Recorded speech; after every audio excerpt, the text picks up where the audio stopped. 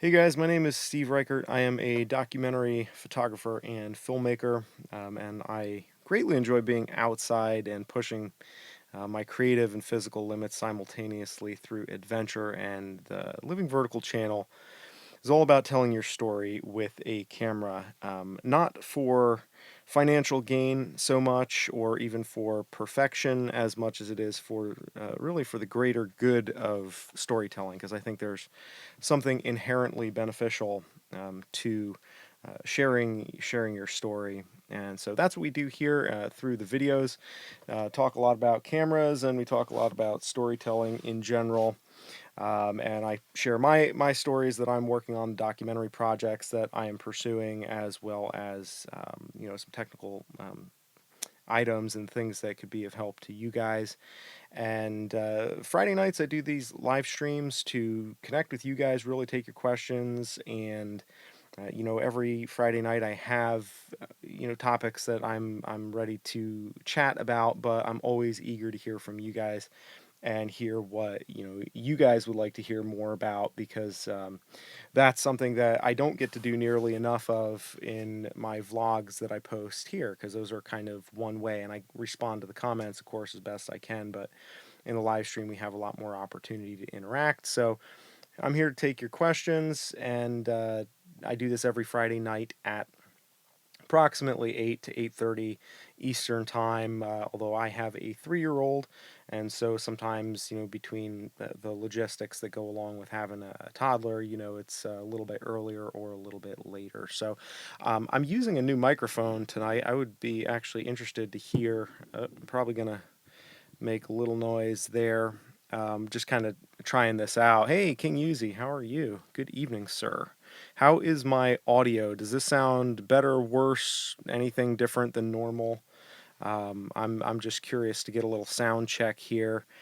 I am using a Rode Procaster mic that I use for like my podcast. I used to have a podcast. Right now, it's just too much work for me to do that. But I use it for voiceover stuff and narration when I do that with my documentaries. Rika, good evening. Thank you for the audio report. I appreciate that.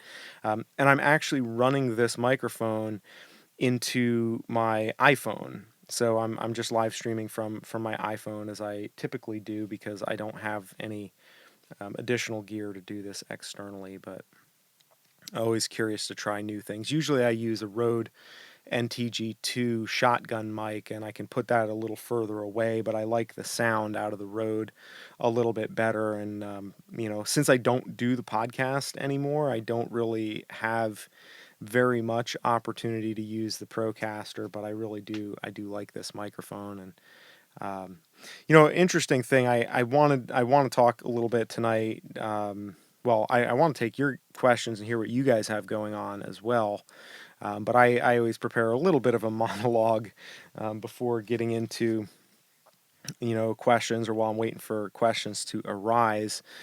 And this week has been kind of a jumble for me, because my daughter got head lice, and of course that's where my hair went. I took one for the team. It was a lot easier than having to go through the treatment that she went through, and so I just went for it. Um, Rika says, I would like a live stream tutorial. I would be happy to help you set up the live stream, Rika. Good evening, Ali. Good to have you here. Thank you. Your comments are coming in loud and clear over here as well. Um, so yeah, one of the things that just occurred to me, though, I've been thinking about this a lot, and eventually I may do some, because I get a lot of my ideas, honestly, for the topics that I do in my vlogs. I get a lot of that, honestly, from these conversations that I have here with you guys in the live stream. But one of the things I know is a big issue for a lot of people is the audio component, because the video is a lot easier to get information on, or to focus on. A lot of times the visual stuff and the audio, it can be a little bit harder. And one of the things, and I'm not going to go into great detail about, like, trying to do an audio tutorial necessarily, but I will say that if you try doing just audio recording only, and doing podcasts really helped me immensely straighten out my audio for doing video work. And when you're only working with audio and you don't have any visuals to distract you, you really start to nitpick, no pun intended with the nits and the head lice, right? But you do start to understand and be a little bit more picky about everything that the ear picks up, and you start to see the landscape or hear the soundscape that can really work on a story. And I think that, doing a podcast is something that helped me a lot with that. And I did podcast production professionally for a while too, which it's something that I enjoy, but, takes a little bit more focus.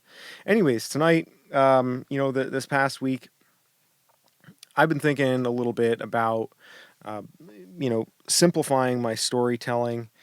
And I did a video this week about, actually, my last video that I did yesterday was about taking my daughter fishing for the first time. And, I have this anxious moment every time I go somewhere to do something that's going to be like even moderately momentous, of course, because I'm thinking, all right, I want to be able to share this, but at the same time, I also want to be able to experience it and not have to go back and forth between the two. And um, in this particular case, what I did was I opted to just bring less stuff, and I really lowered the bar for myself instead of, thinking of like the most spectacular thing that I could make this experience.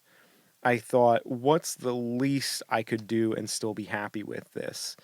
And so it got me thinking about something that people don't necessarily talk about a lot. And I think I've alluded to it in a lot of my camera reviews, but I don't think I've ever said it this way. And I don't believe I've ever heard anyone else, any other camera reviewers, say it this way. And that is just like the comfort factor of a camera. And to me, that's something that goes beyond any of the technical specifications. And for whatever reason, the Fuji cameras have a very high comfort factor. Um, Red Anks, good evening. Yes, I do still have my XT2. I have not been able to part with that, and as long as I can make the payments as I can, it's not the resale value isn't going to go down significantly as long as I continue taking care of it. So I'm going to keep it for a little while longer, and I figure one of two things will happen. Either I will get closer to some sort of gainful employment that will benefit from my having the XT2 on a consistent basis, because right now I do freelance work here and there, but I'm been trying more concertedly, made a demo reel, and I've been really trying to get my stuff out there. And if, that takes off a little bit for me, then keeping the XT2 would be a no-brainer. And if not, then I just completely wallow in despair and financial ruin. Well, then it'll be a pretty easy decision at that point to, to sell my lenses, although I probably would keep the body for a little bit. Or no, I'm sorry, other way around. I would try to keep the lenses for a little bit, would probably sell the body because at least one or two of the lenses I would have to keep, Yeah, King Uzi, it would be good for multicam shoots for sure. Although I do still have the Panasonic G7, which I kind of want to, I don't know, I kind of want to give that away, but I don't know how to do a giveaway in a way that would actually make sense. Like, I don't want it to turn into a whole stunt type of thing, but the G7 is a really superb camera. If I sell it, I probably will not get very much money for it, and for what I'm doing, I would like to give it away to somebody who actually really needs it. So just food for thought to put out there. If any of you guys know somebody, or any of you who are watching legitimately needs a camera, let me know, and that's something that we could consider. And anybody watching this after, drop a comment below, and we can kind of talk about it. I'd like to come up with some sort of a way to do a giveaway. And Rika, I should check out some crochet channels, maybe see how they do it. I know there are a couple other channels that I watch that I usually don't watch the giveaway stuff, because when I see it's a giveaway, I'm just like, I don't care about a giveaway. Like, I don't want their stuff. I already have enough cameras why do I need, or some other piece of gear that I don't really have any use for. So I just said, the hell with it. Um, but that's on my guess we can come back to. But yeah, I still have the XT2, and I'm hoping that things will either take a turn dramatically in my favor, or I mean, I don't. I hope that it doesn't go against me financially, and that I really start doing worse. I mean, I'm doing. I'm not at a point where I could do much worse financially. It's like once you kind of get to the bottom, then you just sit there. It's not like you can go much lower. But as long as I'm maintaining this course that I'm on right now, I can afford to keep the XT2, and because it really does have a very special place in my heart. And it's not strictly an emotional thing, but the Fuji cameras have that comfort that it's just a different thing. It's hard to put your finger on, and it absolutely is not a specs thing, because for me, my comfort camera is the X100T, and wherever I'm going, I know that if I have this camera with me, I know I'm going to be able to get good pictures that I'm going to be happy with. I know that it's not going to focus super fast. I know that I'm going to miss some shots. I know that there's going to be all kinds of things that could be better from a technical standpoint about it. But I think that the comfort level is something that is built into cameras that I don't know that gets addressed a lot, and it's kind of hard to put your finger on. And I think that's probably why in a lot of camera reviews, I've had people give me a hard time in my camera reviews, specifically some of the ones where I go on about the Fuji, and I try to explain, this is how I use the camera, this is where I'm coming from, this is my perspective, and people are like, you just talked for 10 minutes and you didn't say anything. And it's like, no, I told you about how I use the camera, because that is very, very important to how I interpret the way the camera meets my needs, because ultimately all that stuff is very subjective. And the big thing that always kind of hits home for me is like, how comfortable is a camera, not just ergonomically in your hand, but when you're using the camera, how easily does it just get out of your way and let you do more with less? And that's, to me, something that is super, super valuable. And so, this past weekend when I was back east, back east, actually, it's west of here.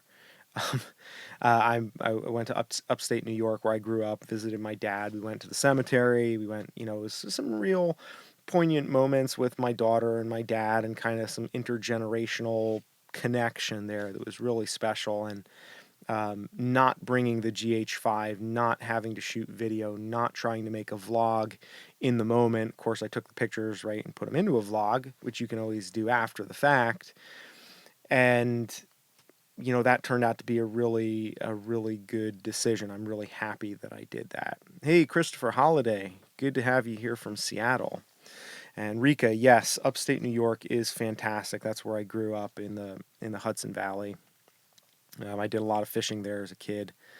Um, the Ali asks if I use any of the lens converters. I have not used any lens converters with the X100T, although the samples that I've seen all look really impressive. The thing is that the lens converters are decently expensive. They're like, I think, $300 and change. So my plan is that if and when I do have to part ways with the XT2, I will keep the X100T, and I would get a converter for it just for the sake of doing like portrait shots. I'm happy with 35 millimeter for wider stuff, and worst case scenario, panoramic or whatnot, I can always stitch landscape shots together. But frankly, the 35 is plenty wide for my needs.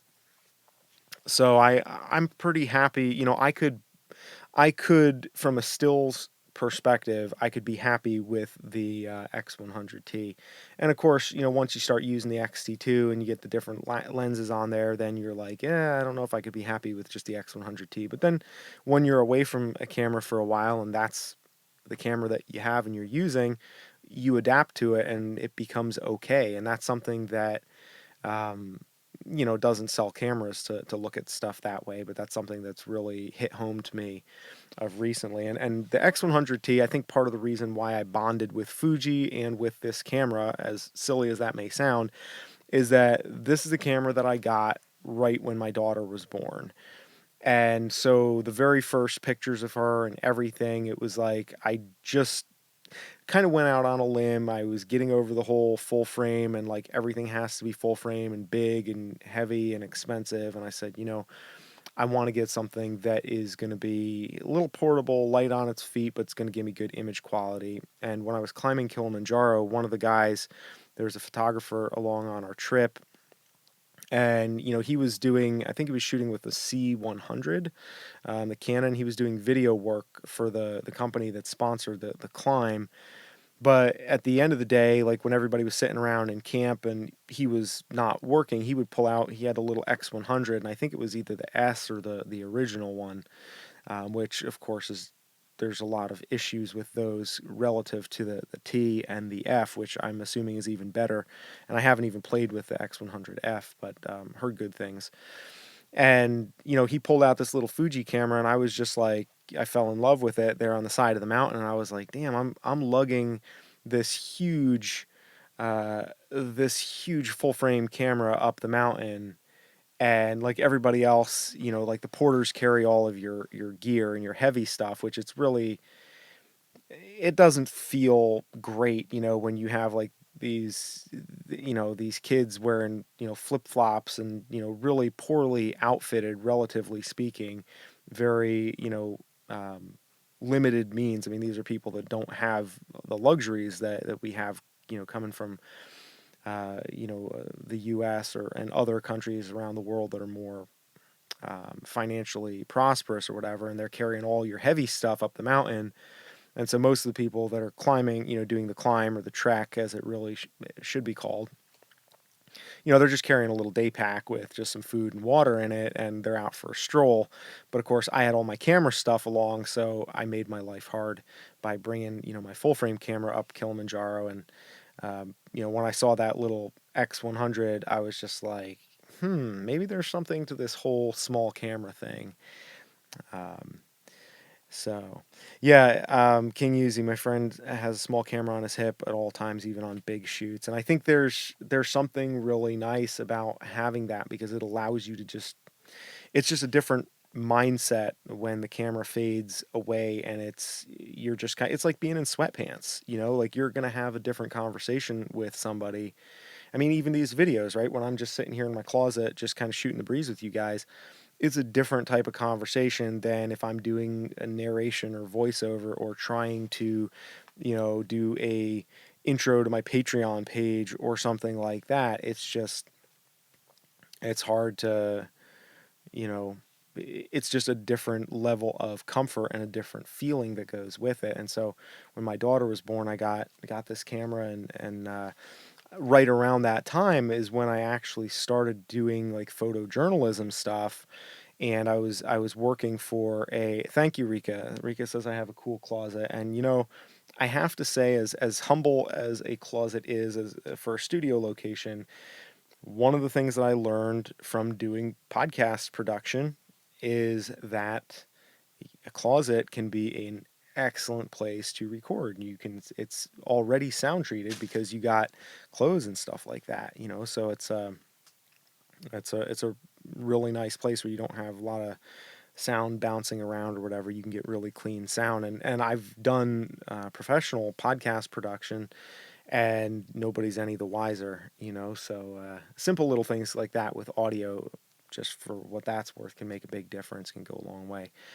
um, but yeah, I kind of started doing photojournalism projects, and this is the camera that I wound up using, because once I started doing these interviews with people, and I was doing podcasts and photo documentary work for a company in Boston. And when I would I brought my full frame camera along, where I would put that in somebody's face, it was just like, everything kind of dried up. It really changed the emotion and the momentum. And I was working on a project where we were talking to people with diabetes, which of course I have type 1 diabetes. And so I was in a good position to interview people, which it's kind of a personal thing for people to be sharing about and kind of getting into some of the personal perspectives of it. And when you pull out a big camera and put it in somebody's face when you're talking about something that's already a little bit personal, boy, things cool off real quick. And I found excuse me, I found that with a little camera, I would just kind of keep that down here and I'd be talking to them and, just have my, I kind of frame it up a little bit to start with. And then I'd be like, oh no, I'm just testing the light out. And then once I knew that I had everything framed the way I wanted, I just hold my thumb down. It would just, rattle off a bunch of pictures, completely quiet. They had no idea that I was taking any of the photos, wouldn't interrupt anything. And it was a neat little trick that I learned there. And it was kind of as I started to really discover the value of smaller and more minimalist methods of getting photos. And of course, that's not right for every situation, but for the type of work that I enjoy doing, which I don't do runway photography or fashion stuff or wedding photography even, although there is, some people do wedding photography like that that's very candid.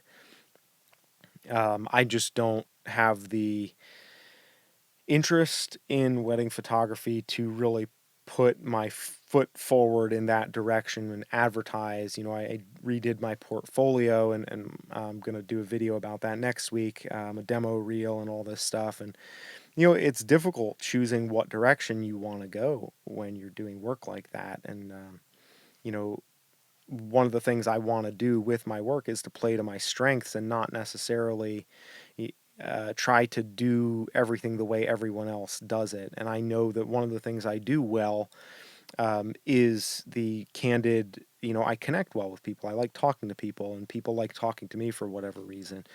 And so that's the kind of work that I do really well when it comes to, really technical shooting, like fashion, stuff like that. Um, you know, that's a different ball of wax. Rika says wedding photography seems fake? Question mark. You know, I think a lot of it has to do with the way you approach it. There are definitely some.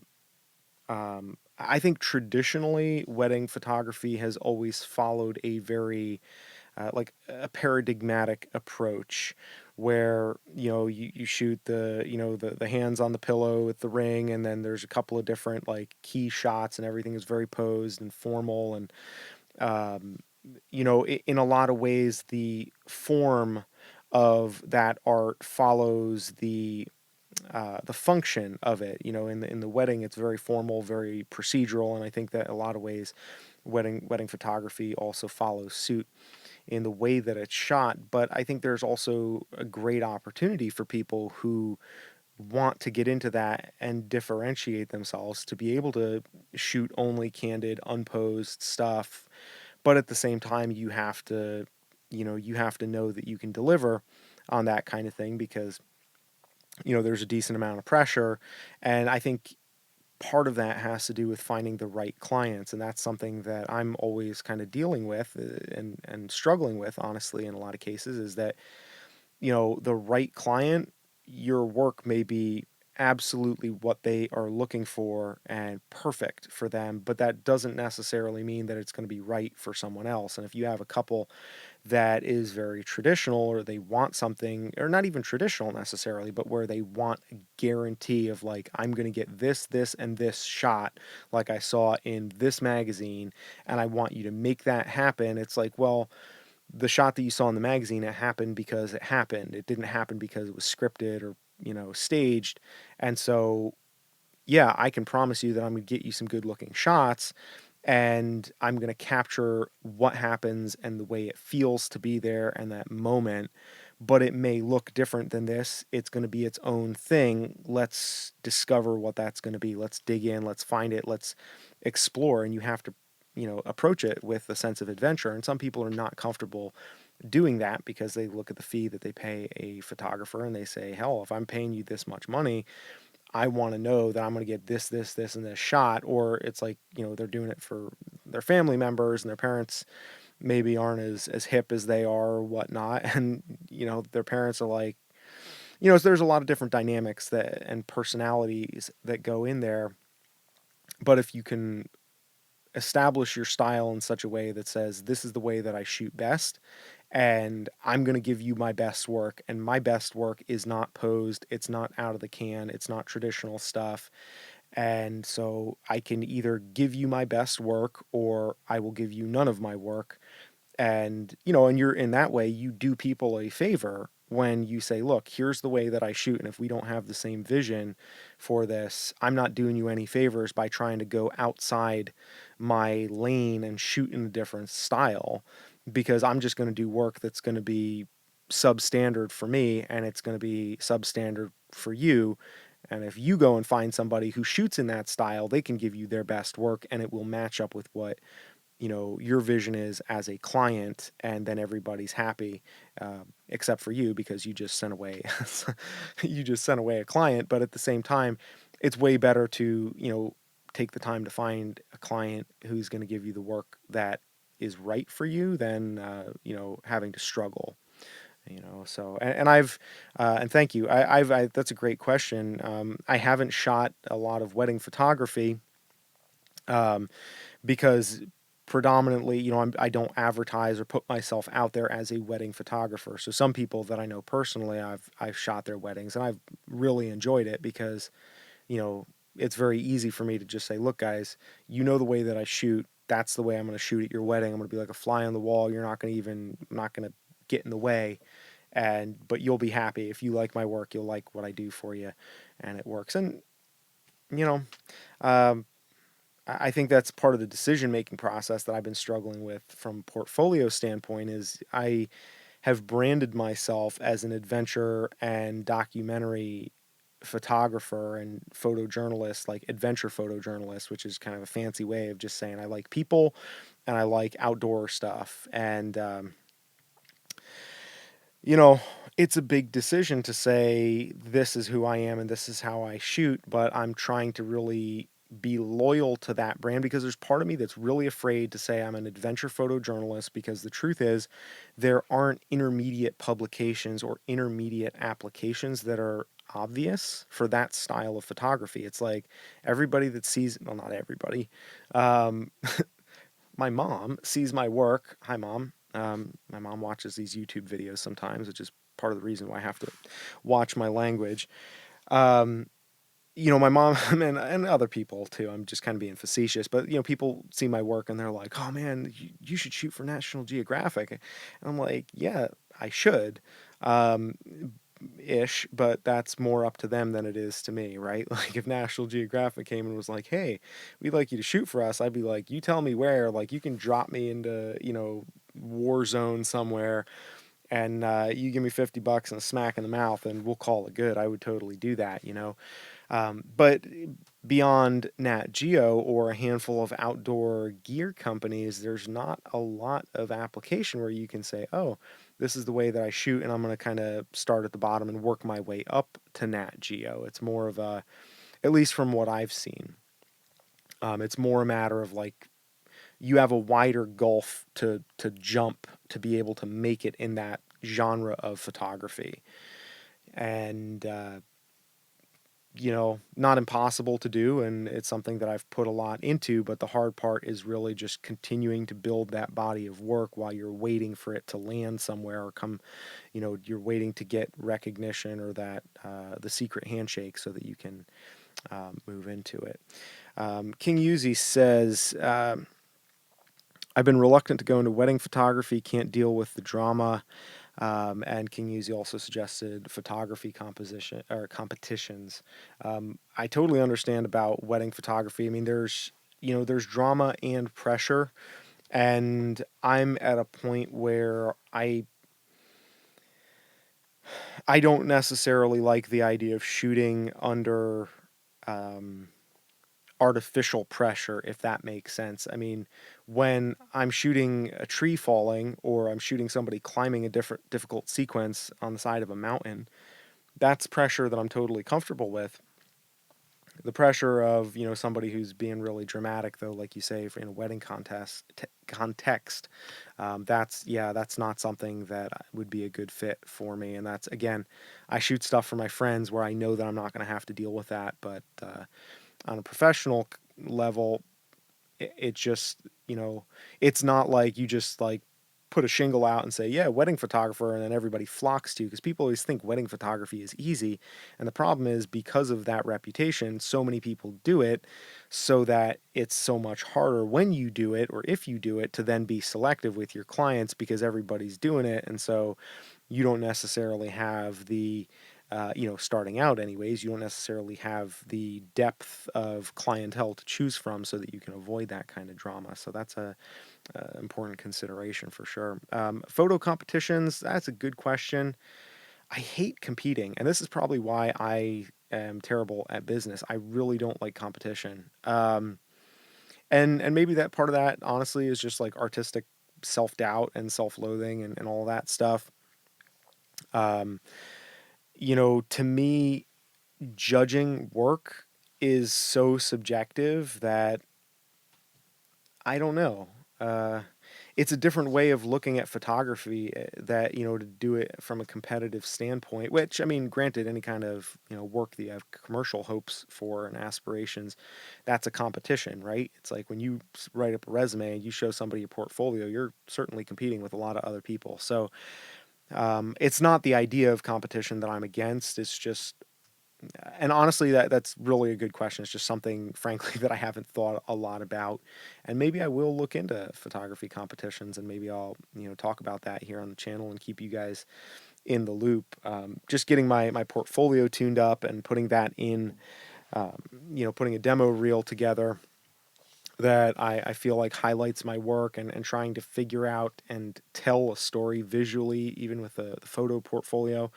It was really hard, because again, it's a competition and there's so much pressure when, it's like, I know I can do good work, and I know that for what that I offer value that would be really beneficial to a lot of companies. And especially when I see how many companies, big companies, that like let PR companies, like big businesses that have their photography and video work strictly handled by PR companies, and it just looks so unorganic, so dry, so out of the can. And I'm like, I could make so much better stuff for you, but like getting to the point where you can get somebody to have that conversation and then show them that before they even are willing to, call you back. That's the thing that's just like, it's a big mental block for me. And I'm working on, avenues of just walking in and saying, hey, here's my portfolio, plopping it down on the table, shaking a few hands, and say, because that space, the physical space, is wide open, right? Like, people don't do that anymore. So I think there's opportunities there to differentiate yourself if you go in and really use a very personal approach, because at the end of the day, a lot of stuff comes down to, whether or not people like you. You can swing a stick around and hit a good photographer, um, and that's, at the end of the day, it comes down to who they know and who they want to work with, because they're a nice person, and they're, they feel comfortable with. And being able to give people that comfort, but not be able to interact with them, and just kind of create a static thing like a website that makes people feel comfortable and at home, that's a whole nother ball of wax. So yeah, that's something that I'm working through. Rika had a good comment here. If I can just pull this up, Rika says those businesses are too bureaucratic to recognize creativity. I think in some cases that's definitely true. I have worked with particularly like medical research, and a little bit with medical device companies. And I think that those branches of industry have so much, and I think this probably goes for a lot of other industries too, but just speaking from my familiarity personally, those industries have so much oversight and regulation and so much red tape that their concern is first and foremost like not saying the wrong thing. For example, like um, if somebody using insulin experiences like hypoglycemia, which is a normal side effect of insulin. Like if you take insulin and you don't eat enough food, your blood sugar goes low. Like it's daily occurrence for most people. For me, it's not because I eat a low carb, high fat diet. I eat ketogenic, and my blood sugar is pretty much stable. Um, just throwing that out there. But if I go on Twitter and I say, "Oh, I had a low blood sugar or whatever," and I'm just casually talking with my friends, they are forced to respond to that. Like the company that manufactures the insulin, they're required by law to respond to that and follow up and make sure that everything is okay, which is ridiculous. It doesn't do any good if I'm actually having an emergency and I'm keeled over on the floor. I'm not going to go to my, private message on Twitter and check in and be like, "Oh, hey, thanks for getting a hold of me. Here's what happened," right? It's all meaningless bureaucratic red tape. And so whether how much of that comes from within the company and or without, but I think the bottom line is that when you have a bigger business, you have more to lose and there's more having more to risk is the enemy, or having an unwillingness to take risks is the enemy of creativity. And for example, so I just launched a documentary project today that I'm trying to get crowdfunded to shoot, and I'll be talking about that here on the YouTube channel at some point.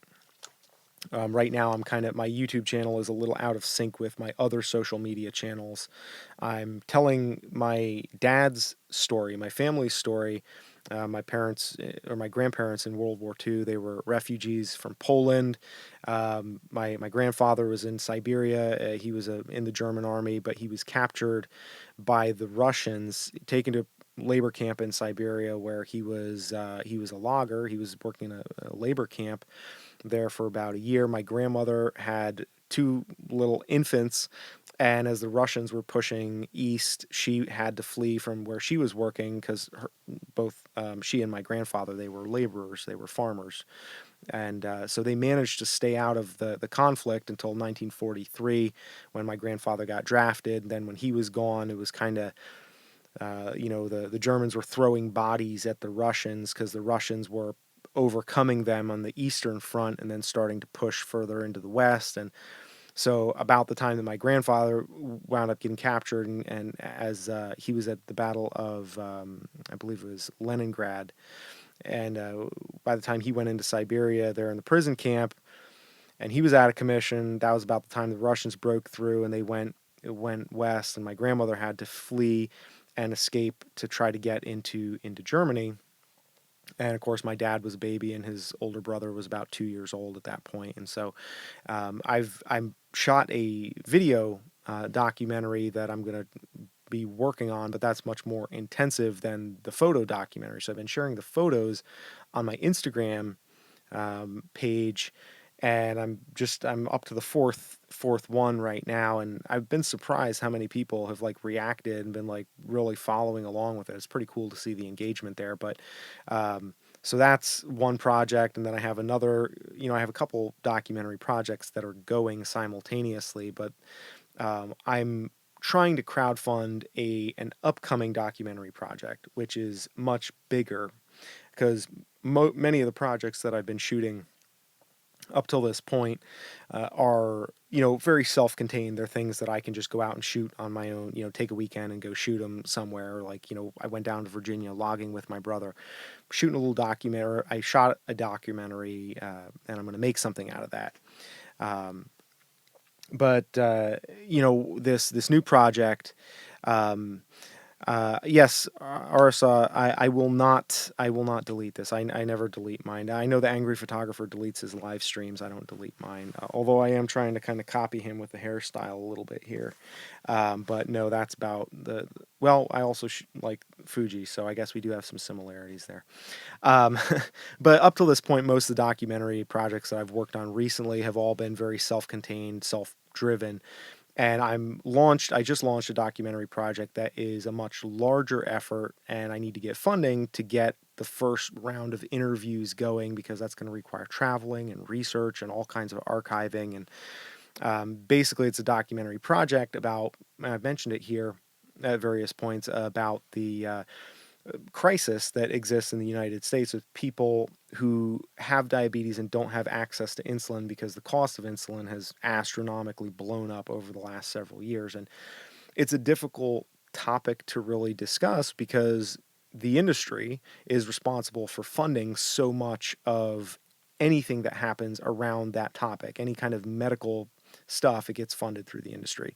I can't go to the industry to do a documentary project that is inherently going to be critical of the industry, and it's going to be an ongoing project where basically to create a platform for people to share their stories and their experience, because there is an entire class of people who, through no fault of their own, are not able to afford their medications, and they don't have time to go and like say, hey, this is what I'm dealing with, and I have to, not take my medication. I'm putting my health at risk, or my kids' health at risk, because I have to work X amount of jobs, like extra jobs, like 2, 3 jobs or whatever, to buy my insulin, which costs more than my mortgage payment. And so, like, I have to choose, do I pay my mortgage or do I pay for my medication? And there's a lot of really difficult situations and stories like that. And these people are everywhere, but nobody serves them. Nobody says, hey, like, the nonprofit organizations, that do research, well, they're partnered with the industry. So they're not going to turn around and,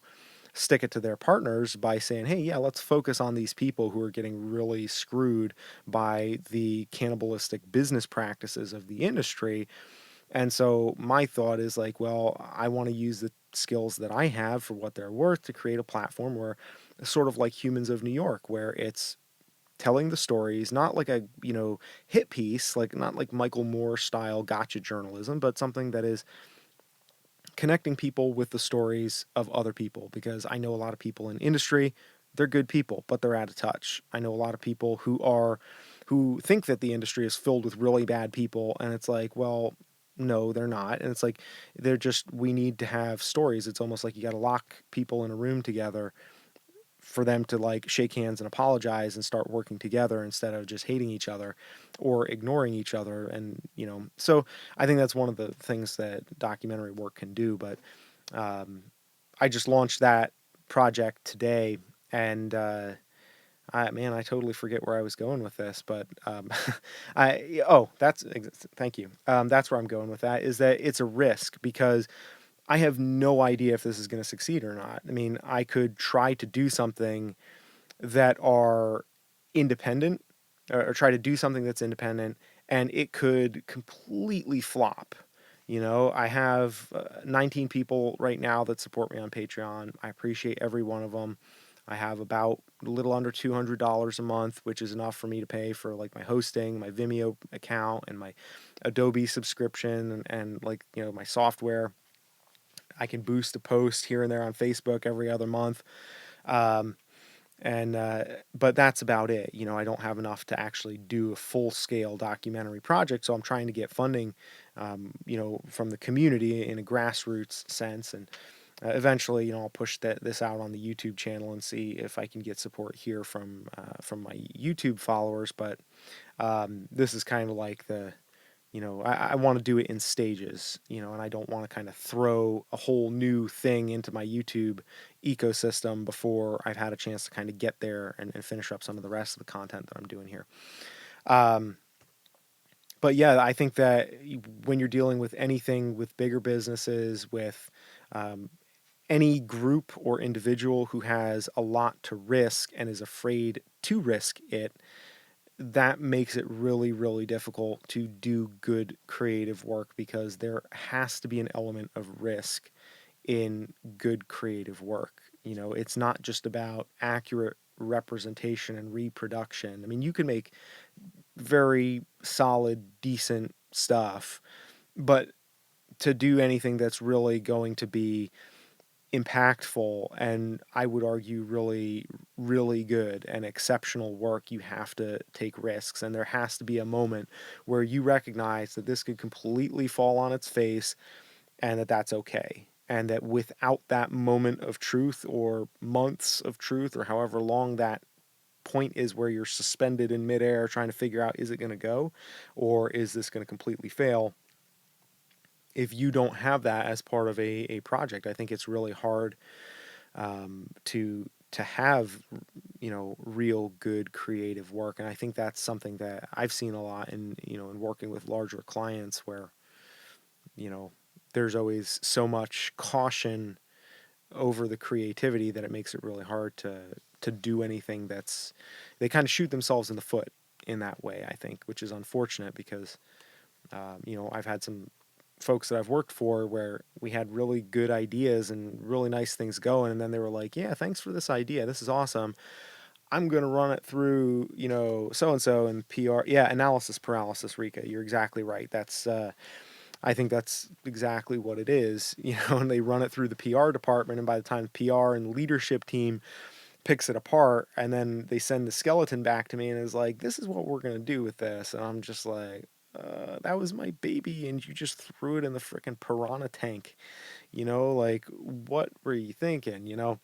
And there's part of that where you have to, you got to let go of it and do the best you can with what you're given. But um, so yeah, that's I guess some of that even ties into where I was going with the simpler storytelling, because it's not just about having a comfortable camera that allows you to carry less stuff. Just to kind of tie this all back into the little monologue where I started, um, I found that even being able to use still photos to tell your story and doing a documentary project even on Instagram, I was really surprised at how much benefit I got from that and how much engagement and support that I've gotten from that. And that's gotten me really fired up about working on the video portion of that, which of course I'm going to post here when that is, when that's completed.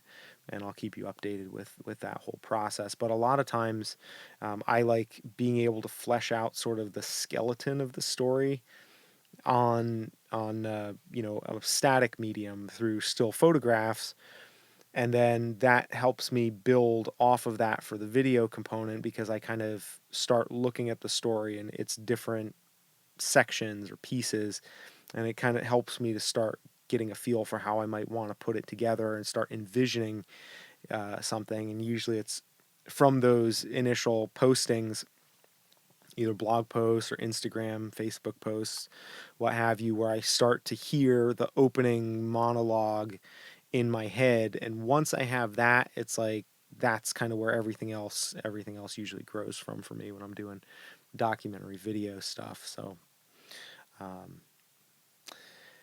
yeah. Do you guys have any questions? Because it is 47 minutes in, and I'm more than happy to take questions, but I'm officially going to start winding down, because what usually happens is when I start winding down, everybody has questions, and then I usually wind up going for another 60 to 90 minutes, and then I have 240 minutes of live broadcast time, which I'm totally happy to do because I love talking about this stuff and I love interacting with you guys. But just opening the floor up if anybody has any topics that they want to discuss or any questions about anything that we've talked about, or maybe anything that hasn't really come up thus far. Just feel free to put that out there. While you guys are thinking about this, Rika, just for your benefit, if you're still on, I can give you, the quick and dirty method of doing a live stream with your iPhone. Although I will say that there are better tutorials than what I can give you. But if you have an iPhone, anyways, that's the only medium that I know. That's the only thing that I've used so far to do live streaming. And assuming that you have live streaming enabled on your channel, just using the YouTube app, and you go to not the dashboard app. Okay, so you have a Samsung Galaxy. Um, the YouTube app that you would use to watch videos, up at the top right corner of that app, there is a little camera icon, and instead of recording a live video, there's if it's enabled for your channel based on its size, which I don't know if YouTube has rolled out live streaming to everybody yet. When you hit that camera icon, it should give you two options. One is to record a video to post, as well as your camera roll that you can post a pre-recorded video, or there is a live stream option. And you go to the live stream, you hit that button, type in whatever you want your title to be for your live stream. And I like to use the little red dot from the, I guess it's technically an emoji that I don't have access to, or I don't know how to summon on the computer, but I can always do it through the phone, and then put that next to the live thing so it looks like a little kind of red record button. And there's a couple of things that I've learned the hard way. Number one, make sure that you have your phone on airplane mode or whatever. It can be connected to Wi-Fi, of course, but you want to make sure that it's not going to that you're not going to get a phone call, for example, or you're going to have things distracting or interrupting you. So you want to minimize any of those things by putting it in airplane mode and only leaving the just the Wi-Fi connected. And the other thing to keep in mind too is like the thumbnail can be a little bit squirrely. So what I do, because once you select and you put in the title for your live stream, it's going to bring up an option for you to take a picture for your thumbnail. And you got to go through that. You got to take the picture for your thumbnail, even if that's not what you're going to use. You take the picture, it counts down really quickly. You're never going to be ready. The picture always looks awful.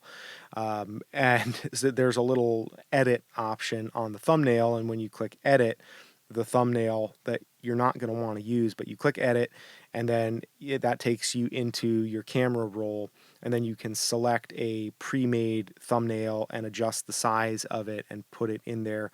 And I have a custom pre-made thumbnail that I store on my camera roll. I made it on my computer, but I adjusted it and sized it so that it is like a 16 by 9 aspect ratio, so that I can just scroll. I go through that process, taking the thumbnail, and then hit the edit, go into my camera roll, and then I use that thumbnail so that I have a standard live stream thumbnail that people recognize.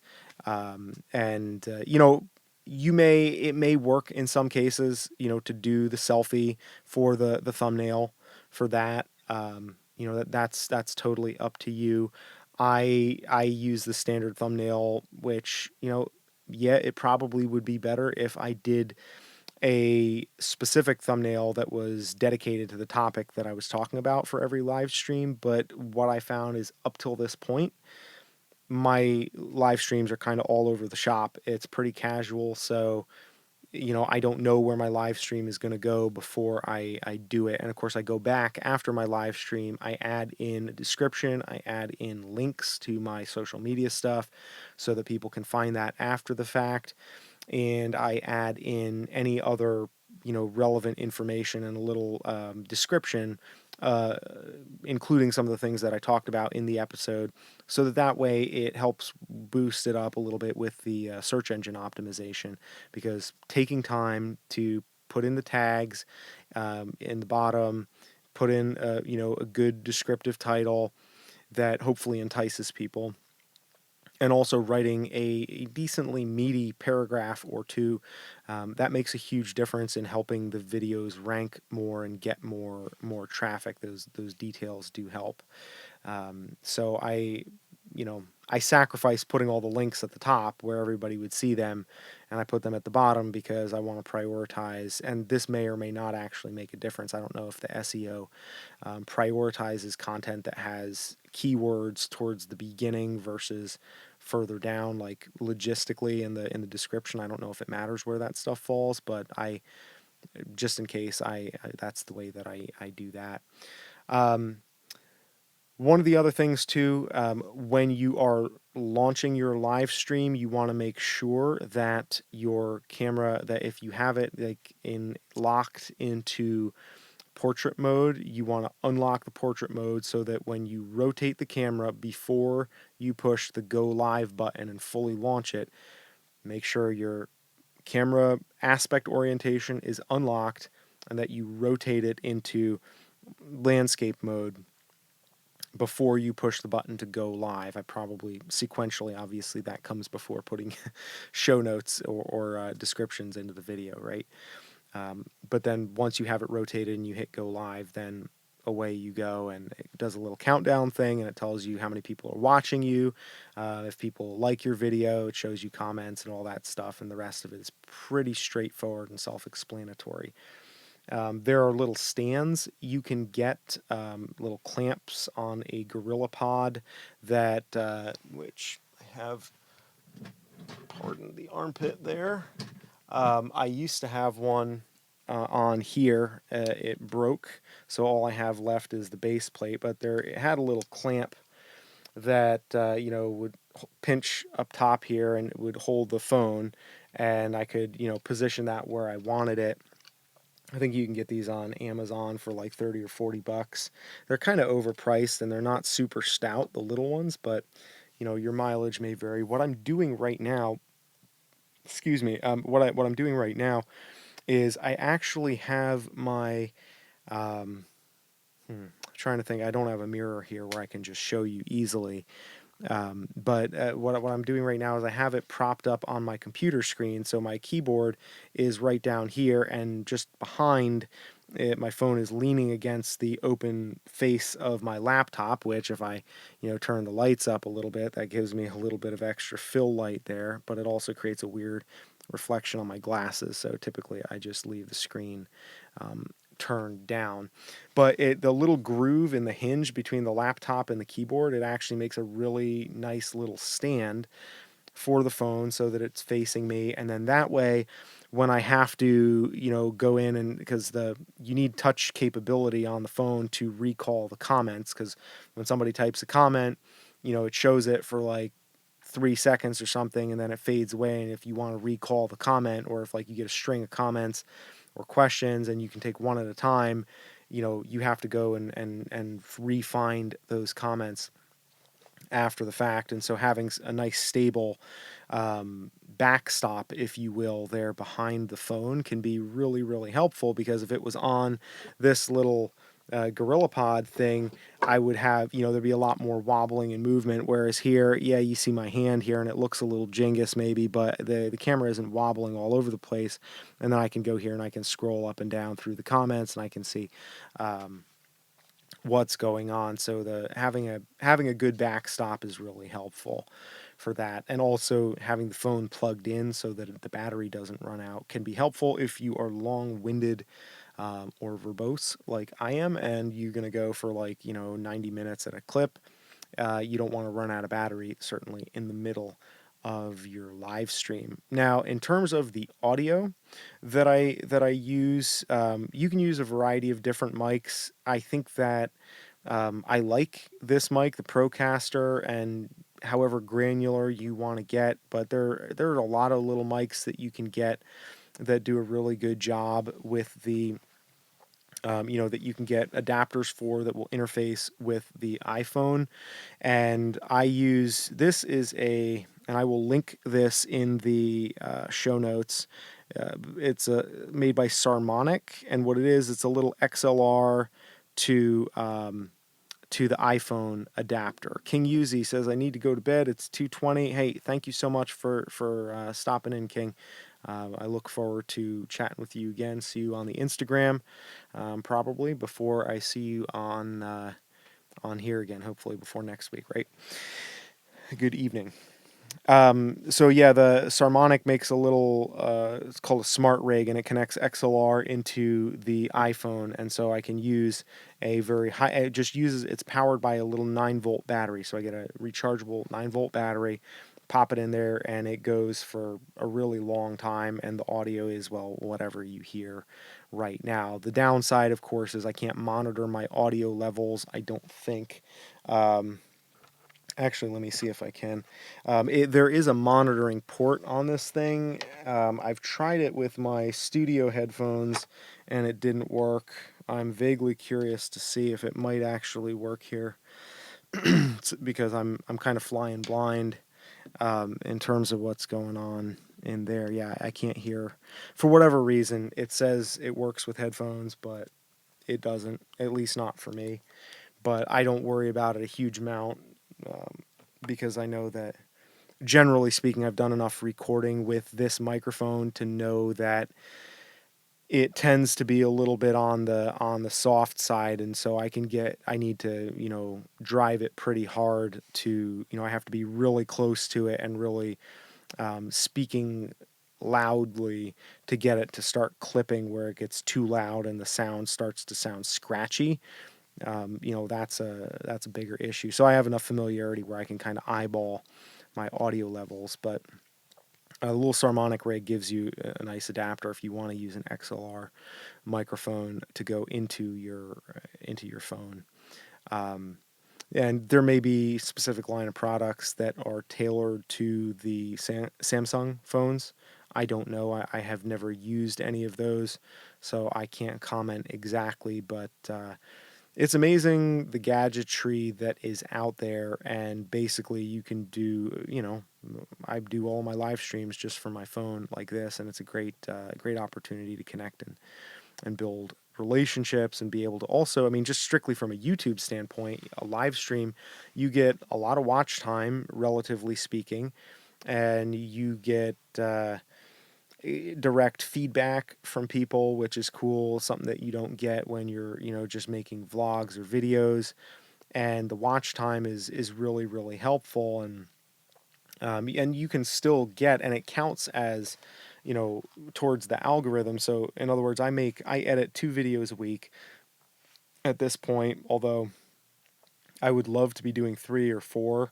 I don't know if I could do daily vlogging again because that's like soul crushing, honestly.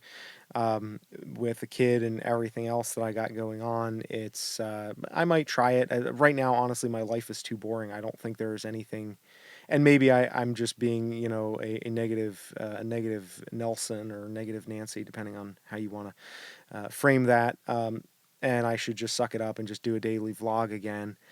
But I feel like all I do is sit at my computer and make coffee itinerantly, and I go fishing sometimes. I went fishing today with my daughter, which is pretty fun. But anyways, the consistency with which you upload content to YouTube has a big impact on how they rank your videos and how you grow. So if they know that you're consistently producing content at least 2 times a week, more or less, that's kind of the minimum, at least from what I've heard from those who know more than I do. Hey, Queen of San Joaquin, yeah, don't cry for me. I got the easy end of the head lice here because I was just like, yeah, I'm gonna get rid of it. And the sad part, the real sad part is about my hair situation is that about a week before I wound up, with the whole lice thing, um, I shaved my beard because I had a pretty full on beard, and I was like, I can either shave my head, like, well, not shave my head, but I was gonna cut my hair because it was all in my face and annoying. I was like, I can either do that or I can get rid of my beard. And I was like, I've been growing my hair for almost a year now. I'm gonna hang in there. I'll just get rid of my beard, and that'll be great. And then of course, just after I shave my beard, then that's when the lice thing happens, and now I gotta get, um, now I barely look human or like an adult, since I'm no hair and my beard isn't really in, so it's a little humiliating. But anyways, yeah, Queen of San Joaquin just finished uploading, or is just finishing up. Let me retrieve this comment here so I can reframe this accurately.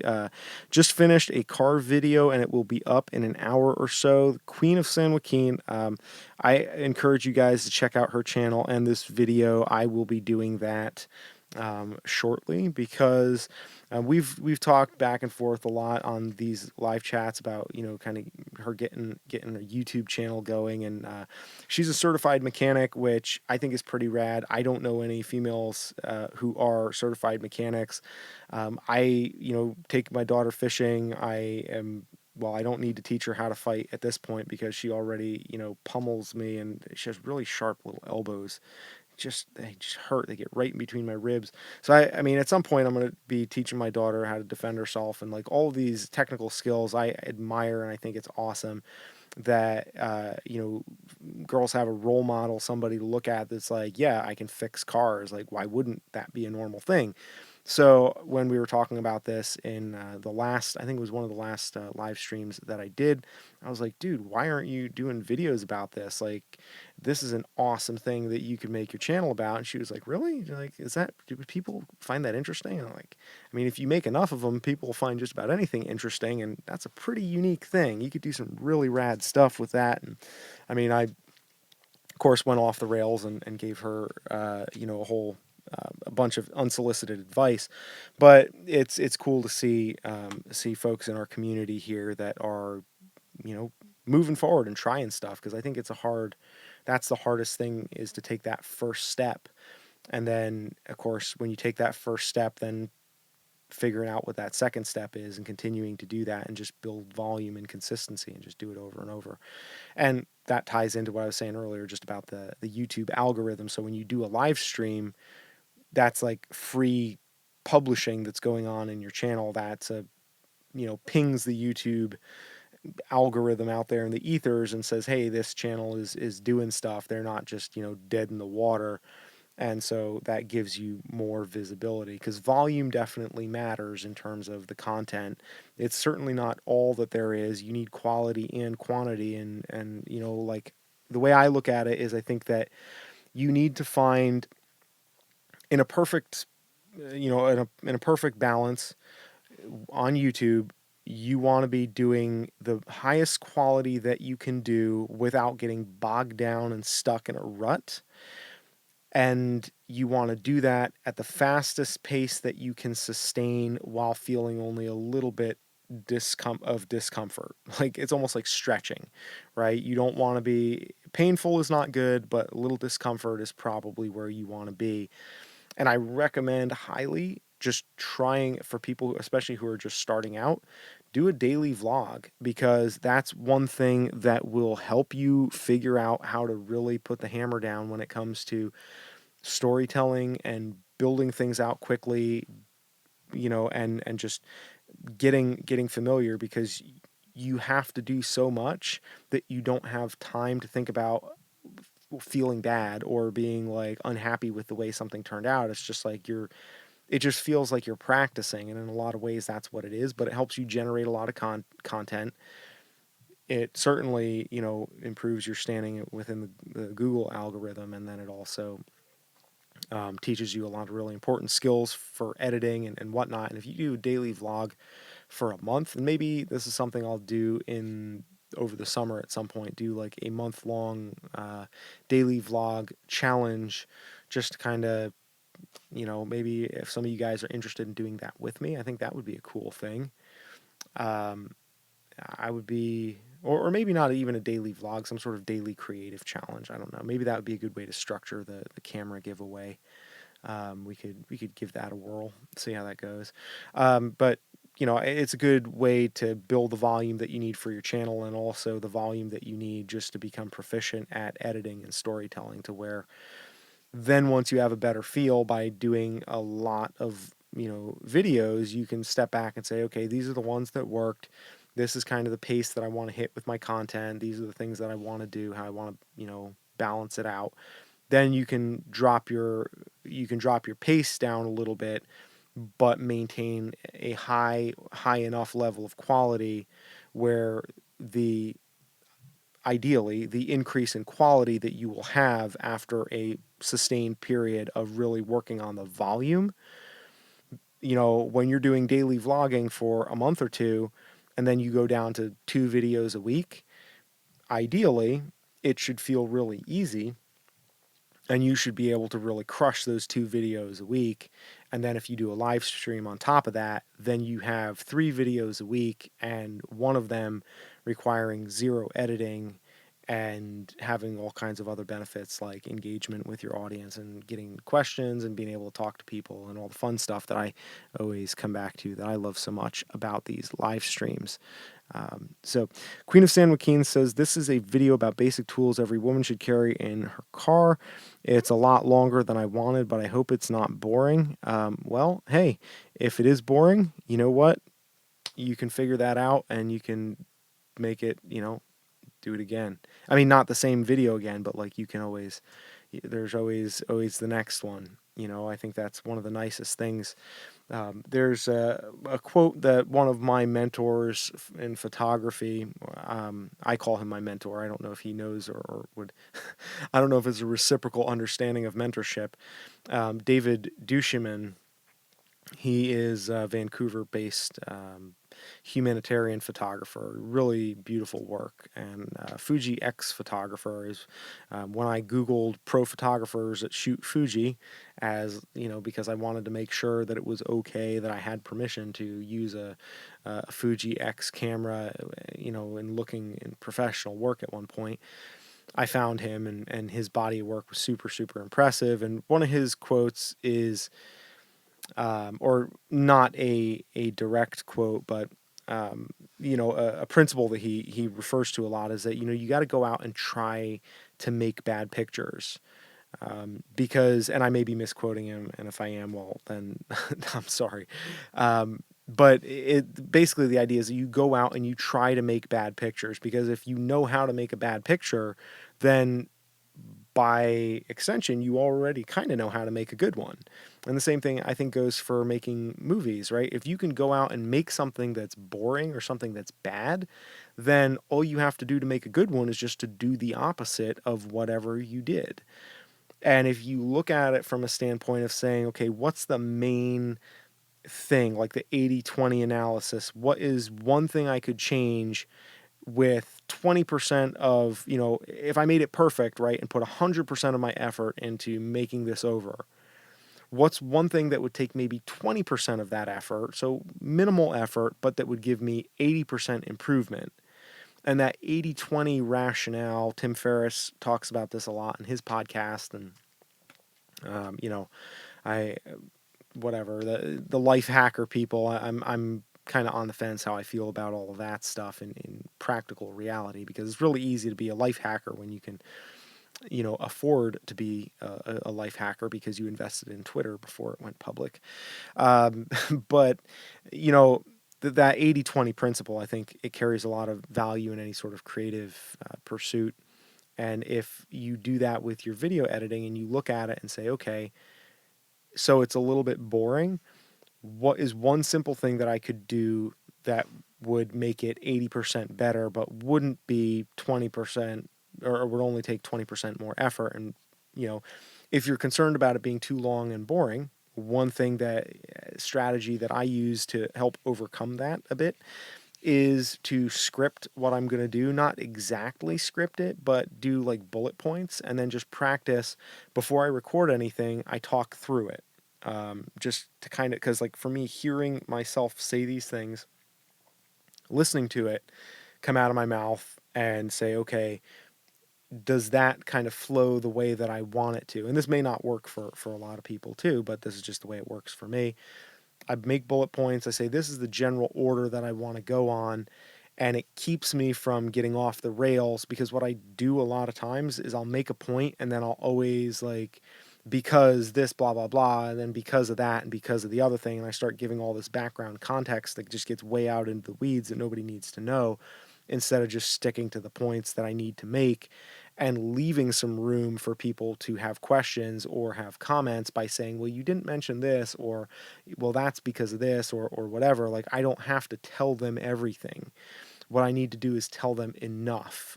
And it's like good storytelling, good writing. It's like a bridge.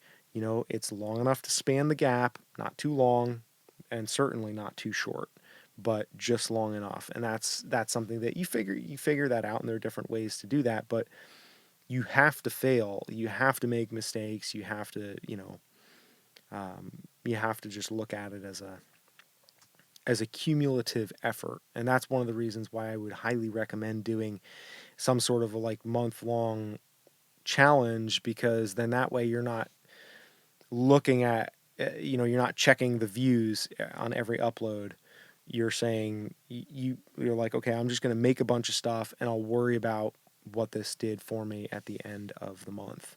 And then that way you kind of, the watched pot never boils type of thing. And that's one of the things that I found. It's like the more I put my focus on creating new videos, creating new content, then typically the better it does. And I'm not sitting there refreshing my YouTube page being like, oh, why is somebody unsubscribed, that jerk, why did they unsubscribe, or what's wrong with me, why don't they want to be subscribed to my channel, am I unworthy? And that stuff isn't really productive. It doesn't do anything for you, and it's super easy to fall into that, to kind of fall down one of those self-destructive creative black holes on YouTube. And so you gotta always be creating, always putting stuff out there, making stuff, and find a way to do that fits and that works for you, that's consistent with your style.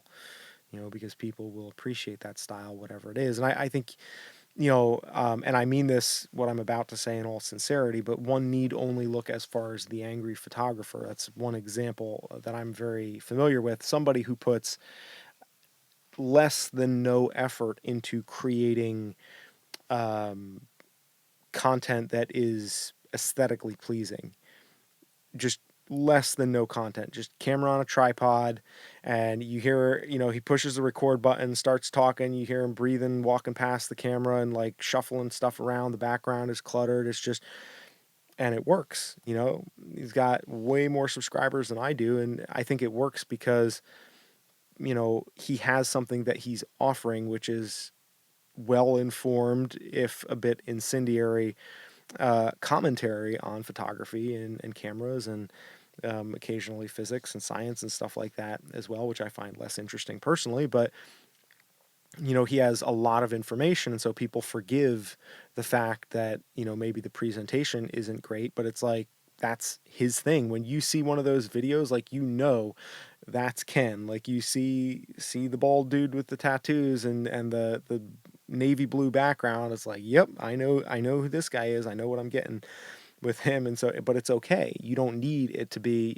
to look like a Peter McKinnon vlog, because that's a different, that's Peter McKinnon's thing, right? And you got to figure out your own style and what's going to give you the ability to hit your stride and send your message out there in a way that you're comfortable with and that's sustainable for you. And that's frankly, like, it's been a little over a year that I've been participating actively on YouTube and really trying to grow my channel. And I'm still figuring that out. I'm still, tweaking and fine tuning and learning. And really, it's only been in the last 6 months that my channel has grown, and I've gone from, under, just like 400 people to right now I'm 3,800 something, which is still very small compared to a lot of channels. But there's consistent growth and consistent building relationships with people, and that's what I'm choosing to focus on. And but there's a lot to learn, and it's not going to happen overnight. And whatever number you're thinking of as being like a number that you'd be happy with, I guarantee you that when you hit that number, you'll be like, yeah, well, that's nice. That like 1,000 is no big, for me, like 1,000 was a big thing. It was like, wow, I hit 1,000. Like I'm in the four digit club. This is a big thing. That's what I thought, all the way up to 999. Then when I hit 1,000, it was like, that looks really awesome when I log into my YouTube thing. But, you know, 2,000, like, come on, like, how long is that going to take? So it's a never ending cycle, I think, or, well, it's going to end at some point, because obviously it's not trying to be morbid, but obviously, YouTube has its temporal limits and whatnot. But I think that you just got to be patient and got to stay with it. So, yeah, all that to say, I'm very, very excited to watch your video, Queen. I think that's really cool that you're doing that, and I hope that you continue making videos and don't stall. You don't want your car to stall. you don't want your YouTube channel to stall, and it's always important to be planning and writing and thinking about things ahead of time, and batch your content when you can. If you can make a week or two's worth of videos beforehand, do that. Upload them. Take a day or two. Make a bunch of videos, get them uploaded, put them in there, and then that way you have a few weeks of breathing room to then start thinking about, okay, I got maybe 12 videos uploaded and that are going to publish automatically. All I have to do is check in, monitor comments. What is the next logic? If somebody starts watching at, video number 2 or 3, what's the progression that, you kind of step back and look at a bigger picture instead of just, constantly refreshing and looking to see if more people have subscribed. Instead, you step back from your channel and say, okay, who is the person who's following me at this point? What's the progression that we're undertaking in terms of the stories that we're looking at, or the content that we're covering, and the topics and the information? Where do we go next? And then that allows you to build in somewhat of a roadmap for where you want to head with your videos, and then you can put a little more intention into the videos you're making, rather than just saying, oh, this sounds cool or that sounds cool, and it's just like kind of, like close my eyes and throw a dart at the map and I'm just going to go there. But instead you can say, okay, I mean, that's certainly a good way to start, but then once you've established this is where we are on the map, then you have to start going forward somewhere. And then, in order to go forward, you have to zoom out a little bit and look at the bigger picture and say, all right, what's the next stop here? Where are we going? So, gang, it's been 80 minutes that I have been regaling you, with only a few pauses to take a breath and read some comments and questions. I appreciate you guys being here for this live stream, as always. And if you have questions, comments, you can certainly leave them in the notes below. If you are not subscribed to this channel already, of course, please do that so that we can stay connected. And every week I will be doing these live streams, unless otherwise, told. I will be doing these live streams around 8 to 8:30 p.m. Eastern time every week, and I always leave my live streams up so that people can watch them after the fact. You know, it's not everybody's cup of tea, but I like being able to kind of let my figurative hair, can't do that literally anymore, right? But I like to let my hair down a little bit, figuratively speaking, and have some casual conversations with you guys, answer your questions, and hear what you guys are up to, because that's pretty sweet.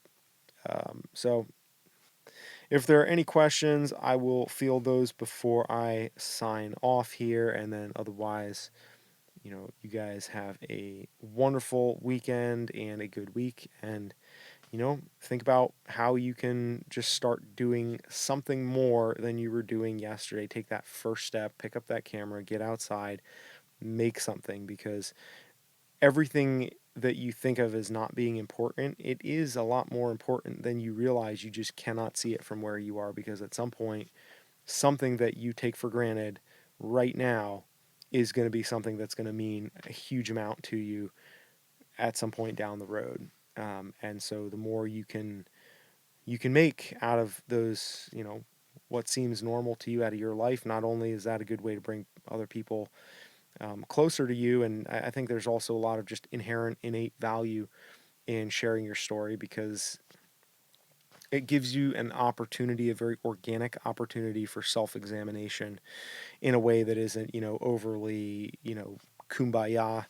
It's in a lot of ways for me, vlogging and blogging and, the creative work that I do, it's very therapeutic. Um, and that's something that helps a lot. I've dealt with depression a decent amount in my life, and I don't know where I would be if I didn't have cameras and climbing gear, because those things together have really played a huge part in giving me a positive outlet for feelings and things that I need to deal with, that I don't necessarily know how to deal with in a constructive manner otherwise. And we all have some access to the privileges of technology, and so I'm always eager to encourage you guys to take full advantage of that privilege and these platforms that we have to connect with each other and share what we're doing. And you never know how it can change someone else's life. That's the biggest thing, is that you don't know how your story or your information or your experience, what that can mean to somebody else who's going through something. So that's all I got for you this week, folks. Make sure to subscribe. Check out my social media channels if you want to see some of the other stuff that I'm working on, because I do stagger the content a little bit and kind of pace things differently from channel to channel. I'm going to link all of that in the video description below here. Thanks again for checking us out, and we will see you next week on Tuesday and Thursday for the vlogs, and on next Friday around 8 p.m. Eastern Time for another one of these living vertical live. I was gonna say fireside chats, like Franklin Roosevelt used to do, the fireside chat. But that completely, I'm probably starting to get a little bit tired. Been picking lice out of my daughter's hair. I haven't, actually. My wife has. She's been doing most of the hard stuff. I just playing a supporting role. But yeah, see you guys next week. Thank you all very much, and we will catch you then.